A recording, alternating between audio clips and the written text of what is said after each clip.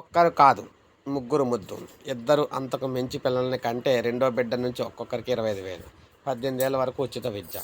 పెయింటింగ్కు ఒక్కో పేరెంటింగ్కు ఒక్కో బిడ్డకు అదనంగా నెల సెలవులు.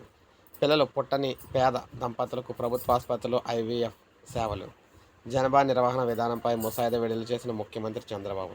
నెలపాటు రాష్ట్రమంతా చర్చ. ఏప్రిల్ 1 నుంచి అమలు. సో ఇదొక సెన్సేషనల్ న్యూస్ అని చెప్పుకోవచ్చు. ఏపీలో పిల్లలందరికీ రెండో బిడ్డ అంతకు మించి పిల్లలకు జన్మనిస్తే వారికి మెరుగైన పోషకాహారం కోసం పోషణ్ 6 సురక్ష ప్యాకేజ్ ఇస్తాం. ప్రస్తుతం 2.5 లక్షల సార్వత్రిక ఆరోగ్య బీమా కల్పిస్తున్నాం. ఎక్కువ మంది పిల్లలు ఉన్నవారికి అవసరమైతే ప్రత్యేక బీమా కల్పిస్తాం. ప్రభుత్వ ఉద్యోగులు ఒకరిని మించి పిల్లల కంటే పేరెంటింగ్ కోసం మగవారికి రెండో బిడ్డకు 1 నెల, మూడో బిడ్డకు మరో నెల పాటు సెలవులు అయితే ఇస్తాం. రాష్ట్రంలో సంతానోత్పత్తి వయసులో దంపతులు సుమారు 90 లక్షల మంది ఉంటారు.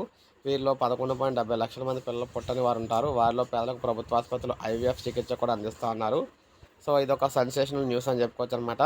రెండో బిడ్డ అంతకంటే ఎక్కువ మంది పిల్లల కంటే ప్రసవం సమయంలోనే ఒక్కో బిడ్డకు 25,000 చొప్పున తల్లిదండ్రులకు ప్రోత్సాహం అందిస్తామని ముఖ్యమంత్రి అయితే ప్రకటించారు.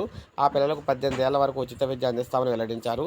ఇద్దరు మించి కనే ప్రభుత్వ ఉద్యోగులకు ప్రత్యేక సెలవులు ఇస్తామని కూడా వెల్లడించారు.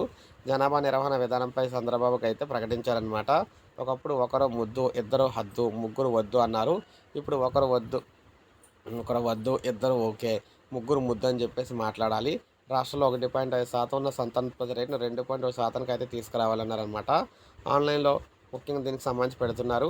ఈ ముసాయిదా పాలసీపై రాష్ట్ర వ్యాప్తంగా అన్ని ప్రాంతాల్లో నెల రోజుల పాటు చర్చిస్తాం, అభిప్రాయాలు తీసుకుంటాం. ఏప్రిల్ 1 నుంచి అమలు అయితే చేస్తాం అని చెప్పేసి చెప్పారు.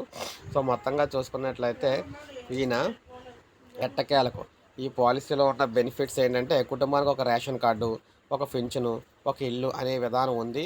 రేషన్ బియ్యంలోనూ కూడా ఎంతమంది ఉన్నా 25 కిలోలని గరిష్ట పరిమితులు ఉన్నాయి. ఈ ప్రయోజనాల కోసం కుటుంబాలు అయితే విడిపోతూ ఉన్నాయి. కుటుంబ విలువలను కాపాడుకోవాలి. అందుకే త్వరలో పాలసీలన్నీ సమీక్షిస్తాం. కుటుంబ సభ్యులకు అనుగుణంగా ఎంతమంది ఉంటే అంతమంది అంత మేర ప్రభుత్వ ప్రయోజనాలు అందేలా చూస్తాం. రాష్ట్రంలో 67.5 సిజేరియల్ ఆపరేషన్లు జరుగుతున్నాయి శాతం అనమాట. వీటిని క్రమంగా తగ్గించాలని చెప్పేసి చెప్పారు. ఇక బాల్యంలోనే గర్భధారణ మరింత ప్రమాదకరం అంశం అని చెప్పేసి అన్నారు. గిరిజన కుటుంబాల్లో ఎక్కువ మంది సంతానం ఉన్నారు. ఏజెన్సీ ప్రాంతాల్లో ఒక్క కుటుంబంలో ఇద్దరు, ముగ్గురు పిల్లలు ఉన్నారు. వారు చాలా తెలివైన వారిగా తయారవుతున్నారు. అందుకే ఎంతోమంది పిల్లలుంటే అందరికీ తల్లికి వందనం ఇవ్వాలని నిర్ణయించాం. వృద్ధుల సంరక్షణకు ప్రత్యేక వార్డులు అయితే ఏర్పాటు చేయబోతున్నాం. వృద్ధుల సంరక్షణ ప్రతి జిల్లాలో ప్రత్యేక వార్డులు ఏర్పాటు చేస్తాం. ఉద్యోగులకు పదవి విరమణ ముందే 15 రోజులు వెల్నెస్ సెలవులు అయితే ఇస్తాం. ఆరోగ్య నిధి కింద 50,000 అందిస్తాం. 175 సామాజిక ఆరోగ్య కేంద్రాల్లో 2 వారాలకు ఒకసారి ప్రత్యేక క్లినిక్స్ నిర్వహిస్తాం.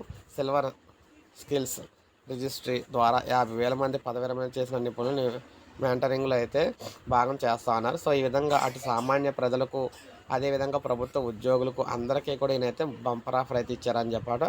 ఏప్రిల్ 1 నుంచి అమలు అయితే కాబోతుంది. ఇది ప్రతి ఒక్కరికి 25,000 అనమాట. ఉద్యోగులకైతే సెలవులు అనమాట, నెల రోజుల పాటు. సో ఇది అప్డేట్. ఒక లైక్ చేయండి, సబ్స్క్రైబ్ చేసుకుని మన ఛానల్